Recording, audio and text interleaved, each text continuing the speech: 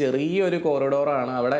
Just ഒരു observation മാത്രം നമുക്ക് കിട്ടിയാൽ മതി എന്നുണ്ടെന്നുണ്ടെങ്കിൽ പിന്നെ നിങ്ങൾ ഏത് ക്യാമറ ചൂസ് ചെയ്യുന്ന പറഞ്ഞാലും ആ ക്യാമറ നിങ്ങൾ വെക്കാൻ വേണ്ടി പോകുന്ന സ്ഥലത്ത് നമുക്ക് അവിടെ ഒരു UPS വെച്ച് കഴിഞ്ഞാൽ കുറേ സമയത്തേക്ക് നമുക്ക്. ഹലോ ഫ്രണ്ട്സ്, എല്ലാവർക്കും നമസ്കാരം. നിങ്ങളൊരു ബഡ്ജറ്റ് ഫ്രണ്ട്ലി ആയിട്ടുള്ളൊരു ക്യാമറ സിസ്റ്റമാണ് നിങ്ങളുടെ വീട്ടിലേക്ക് അല്ലെങ്കിൽ ഓഫീസിലേക്ക് നിങ്ങൾ എടുക്കാൻ ആഗ്രഹിക്കണമെന്നുണ്ടെങ്കിൽ ഈ ഒരു വീഡിയോ നിങ്ങൾക്കുള്ളതാണ്. നിങ്ങൾ ഒരുപാട് ഫീച്ചേഴ്സ് കൂടിയ ക്യാമറകൾ നോക്കുകയാണെന്നുണ്ടെങ്കിൽ നമ്മൾ ഒരുപാട് കാശും അതിനനുസരിച്ച് സ്പെൻഡ് ചെയ്യേണ്ടതായിട്ട് വരും. പക്ഷേ എന്നാലും നമ്മൾ സ്കിപ്പ് ചെയ്യാൻ പാടില്ലാത്ത ഏറ്റവും പ്രധാനപ്പെട്ട 5 ഫീച്ചേഴ്സാണ് ഞാൻ ഈ ഒരു വീഡിയോയിലൂടെ നിങ്ങൾക്ക് പറഞ്ഞു തരാൻ വേണ്ടി പോകുന്നത്. അപ്പോൾ ഈ ഒരു വീഡിയോ തീർച്ചയായിട്ടും നിങ്ങൾക്ക് ഉപകാരപ്പെടും എന്നുള്ള കാര്യത്തിൽ ഒരു സംശയമില്ല. അതുകൊണ്ട് തന്നെ ആദ്യം തന്നെ വീഡിയോ ഒന്ന് ലൈക്ക് ചെയ്യുക. അതുപോലെ തന്നെ പുതിയ വീഡിയോസ് വേണ്ടിയിട്ട് നമ്മുടെ ഈ ഒരു ചാനൽ സബ്സ്ക്രൈബ് ചെയ്ത് വെക്കുക. നിങ്ങൾക്ക് എന്തെങ്കിലും ഡൗട്ടോ കാര്യങ്ങളൊക്കെ ഉണ്ടെന്നുണ്ടെങ്കിൽ കമൻറ്റ് ബോക്സിൽ എഴുതി വെക്കുക. അപ്പോൾ നിങ്ങളുടെ കൂട്ടുകാരിലേക്ക് ഈ ഒരു വീഡിയോ ഒന്ന് ഷെയർ ചെയ്യാനും മറന്നു പോകരുത് കേട്ടോ. അപ്പോൾ എല്ലാവർക്കും നെക്സ സിസ്റ്റത്തിൻ്റെ പുതിയൊരു വീഡിയോയിലേക്ക് ഒരിക്കൽ കൂടി സ്വാഗതം.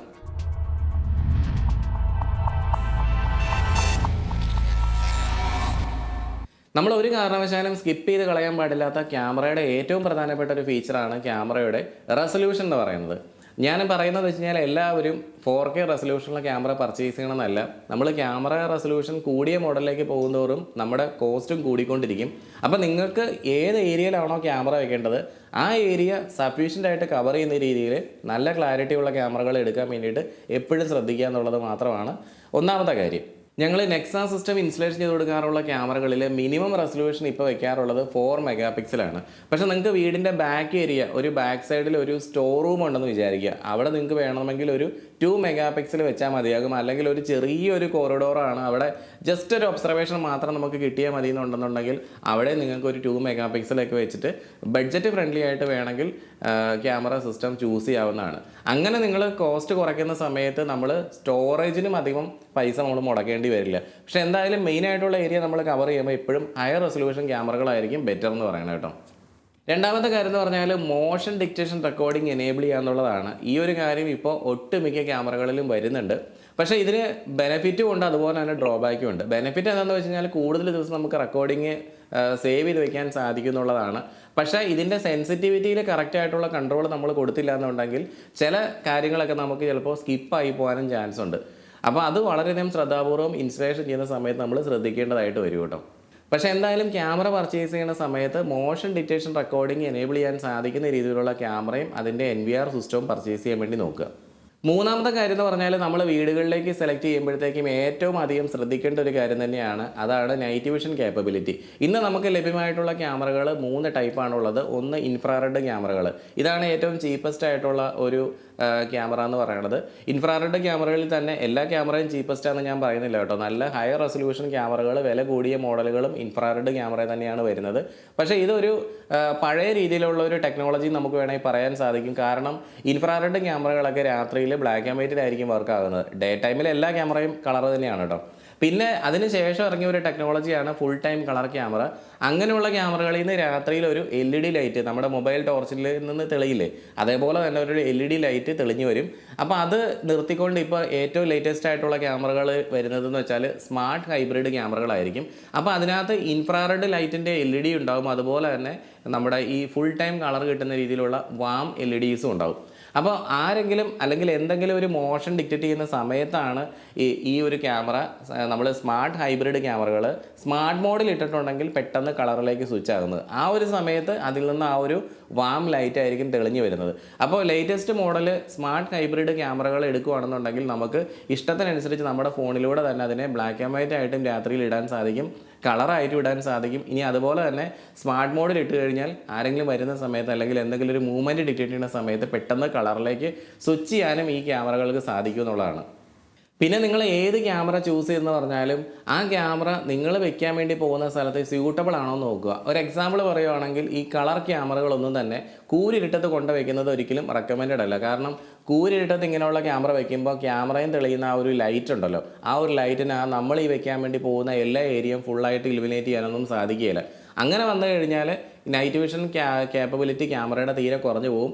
അപ്പം എന്താ സംഭവിക്കണമെന്ന് വെച്ച് കഴിഞ്ഞാൽ ക്യാമറയിൽ വീഡിയോ നമ്മൾ കാണുന്ന സമയത്ത് അതിനകത്ത് ഭയങ്കരധികം നോയ്സ് ഉണ്ടാകാനുള്ള ചാൻസസ് ഉണ്ട്. അപ്പോൾ അതുകൊണ്ട് തീർച്ചയായിട്ടും നല്ലൊരു ടെക്നീഷ്യൻ്റെ സഹായത്തോടു കൂടി ആ ക്യാമറ അവിടെ സ്യൂട്ടബിൾ ആണെന്നുള്ള കാര്യം നിങ്ങൾ ചെക്ക് ചെയ്ത് നോക്കിയിട്ട് വേണം അത് പർച്ചേസ് ചെയ്യാൻ വേണ്ടിയിട്ട്. ഇനി നാലാമത്തെ ഏറ്റവും പ്രധാനപ്പെട്ട ഒരു കാര്യം എന്ന് പറഞ്ഞു കഴിഞ്ഞാൽ നമുക്ക് റിമോട്ടായിട്ടുള്ള മോണിറ്ററിംഗ് ഫെസിലിറ്റി നമ്മുടെ ക്യാമറയിൽ നമുക്ക് അവൈലബിൾ ആണോ എന്നുള്ള കാര്യമാണ്. ഇപ്പോൾ നമുക്ക് ഇന്ത്യയിൽ ലഭ്യമായിട്ടുള്ള എല്ലാ ക്യാമറകളിലും വൈഫൈ ക്യാമറ ആയിക്കോട്ടെ, വയേർഡ് ക്യാമറ ആയിക്കോട്ടെ, എല്ലാ ക്യാമറകളിലും ഇപ്പോൾ നമുക്ക് ഈ പറയുന്ന റിമോട്ട് മോണിറ്ററിംഗ് ഫെസിലിറ്റി ഉണ്ട്.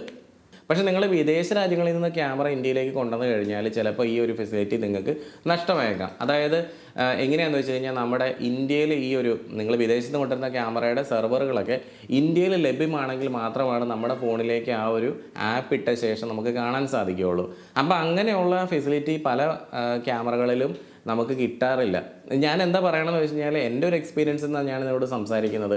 പുറത്തുനിന്ന് പല മോഡൽ ക്യാമറകൾ ഇവിടെ കൊണ്ടുവന്നിട്ട് ആ ക്യാമറകളാക്കാൻ പറ്റാതെ, ക്യാമറകളെ മൊബൈലിലാക്കാൻ പറ്റാതെ ഒരുപാട് ആൾക്കാർ വിഷമത്തോടെ എന്നെ കോൺടാക്റ്റ് ചെയ്യാറുണ്ട്. അതുകൊണ്ട് ഞാൻ പറഞ്ഞെന്ന് മാത്രമേ ഉള്ളൂ.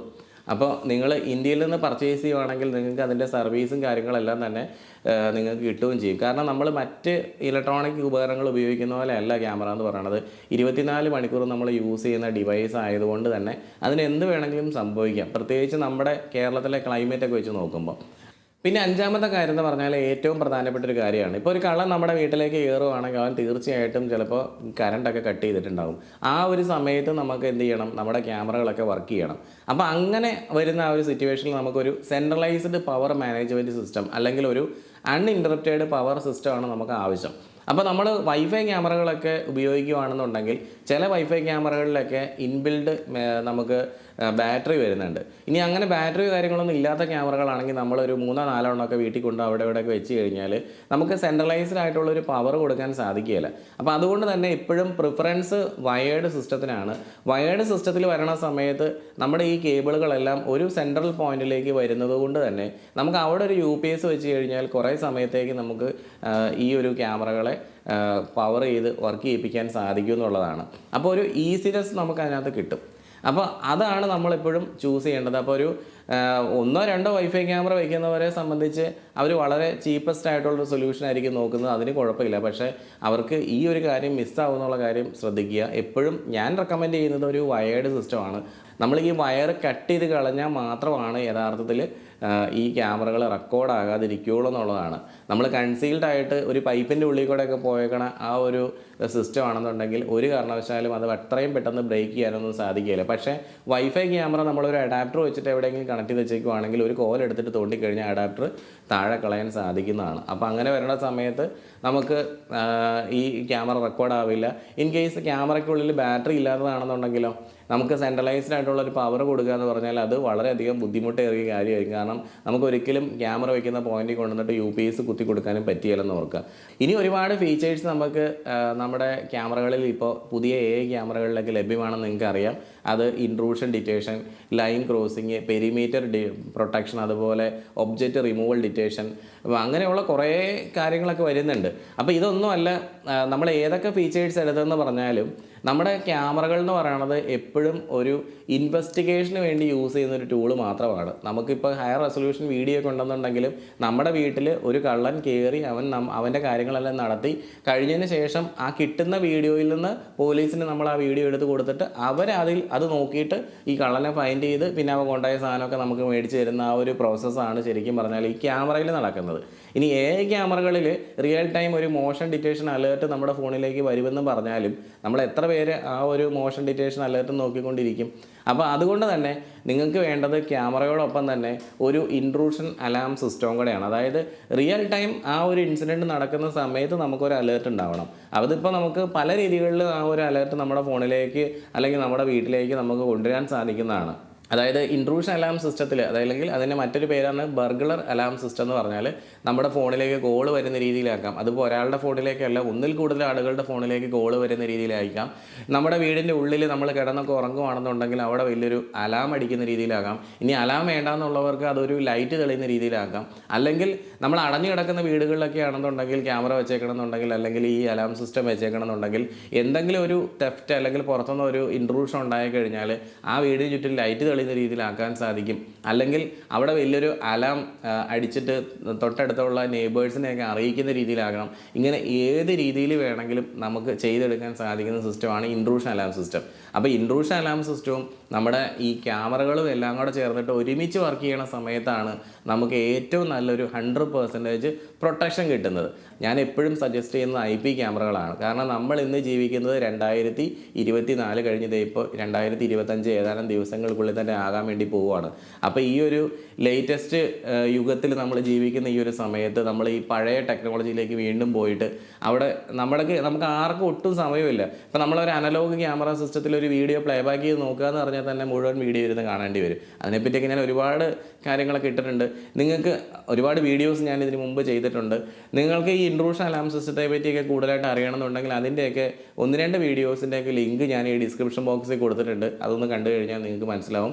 പിന്നെ ക്യാമറകളെ പറ്റി കൂടുതലായിട്ട് നിങ്ങൾക്ക് പഠിക്കണം അറിയണം എന്നൊക്കെ ആഗ്രഹമുള്ളവരൊക്കെ ആണെന്നുണ്ടെങ്കിൽ എൻ്റെ ചാനൽ മെമ്പർ വീഡിയോ കണ്ടാൽ മതി. നിങ്ങളിപ്പോൾ ഒരു ടെക്നീഷ്യൻ ആണെന്നുണ്ടെങ്കിൽ നിങ്ങൾക്ക് IP ക്യാമറകളെ പറ്റിയും നെറ്റ്വർക്കിങ്ങിനെ പറ്റിയൊക്കെ കൂടുതൽ കാര്യങ്ങളൊക്കെ അറിയണം പഠിക്കണം എന്നൊക്കെ ആഗ്രഹമൊക്കെ കാണും. ഇനിയിപ്പോൾ ഒരു ടെക്നിക്കൽ എന്തൂസിയാസ്റ്റിക് ആണ് നിങ്ങളെന്നുണ്ടെങ്കിൽ അത് നിങ്ങൾക്കും അതുപോലെയുള്ള ഒരുപാട് ആഗ്രഹങ്ങളുണ്ടാകും. അങ്ങനെയുള്ള ഒരുപാട് വീഡിയോസ് ഞാൻ എൻ്റെ ഈ ഒരു ചാനലിൽ തന്നെ പെയ്ഡായിട്ട് ചെയ്തിട്ടുണ്ട്. അപ്പോൾ ഒരുപാട് വലിയ കോസ്റ്റൊന്നും വരുന്നില്ല. ഒരു മാസത്തേക്കാകെ 159 രൂപ പ്ലസ് GST എങ്ങാണ്ടേ അവർ വരുന്നുള്ളൂ. വലിയ ചാർജൊന്നുമില്ല. നിങ്ങൾക്ക് ആവശ്യമുള്ള സമയത്ത് ആ വീഡിയോസ് അത് മന്ത്ലി സബ്സ്ക്രിപ്ഷനാണ് വരുന്നത്. അതിനകത്ത് നിങ്ങൾക്ക് ഡെബിറ്റ് കാർഡോ ക്രെഡിറ്റ് കാർഡോ ഗൂഗിൾ പേ ഒക്കെ കൊടുത്തുകൊണ്ട് തന്നെ ആ ഒരു വീഡിയോ കാണാവുന്നതാണ്. ഒരു വീഡിയോ അല്ല കേട്ടോ, 151 വീഡിയോസ് ഞാൻ ഇട്ടിട്ടുണ്ട്. അഡ്വാൻസ്ഡ് ആയിട്ടുള്ള നമ്മുടെ ഈ IP ക്യാമറകളുടെയും നെറ്റ്വർക്കിങ്ങിൻ്റെ കോൺഫിഗറേഷൻസും കാര്യങ്ങളൊക്കെ A to Z കാര്യങ്ങളാണ് അതിനകത്ത് വന്നിരിക്കുന്നത്. അപ്പോൾ ഒരു മാസം നിങ്ങളൊന്ന് ആ വീഡിയോ കണ്ടു നോക്കുക. നിങ്ങൾക്ക് ഇഷ്ടപ്പെട്ട് കഴിഞ്ഞാൽ കണ്ടിന്യൂ ചെയ്യുക, അല്ലെന്നുണ്ടെങ്കിൽ സ്കിപ്പ് ചെയ്ത് പോകാനുള്ള ഓപ്ഷൻസൊക്കെ അവിടെ ഗൂഗിൾ കൊടുത്തിട്ടുണ്ട്. അപ്പോൾ എന്തായാലും ഈ ഒരു വീഡിയോ നിങ്ങൾക്ക് ഉപകാരപ്പെട്ടെന്ന് വിചാരിക്കുന്നു. ഉപകാരപ്പെട്ടെങ്കിൽ ഞാൻ ആദ്യം പറഞ്ഞ ലൈക്ക് അടിക്കുക. പുതിയ ടെക്നിക്കൽ വീഡിയോസിന് വേണ്ടി നമ്മുടെ ഈ ഒരു ചാനൽ സബ്സ്ക്രൈബും ചെയ്ത് നോക്കുക. കൂട്ടുകാരിലേക്ക് വീഡിയോ ഒന്ന് ഷെയർ ചെയ്ത് കൊടുക്കുക. എല്ലാവർക്കും നല്ലൊരു ദിവസം ആശംസിക്കുന്നു.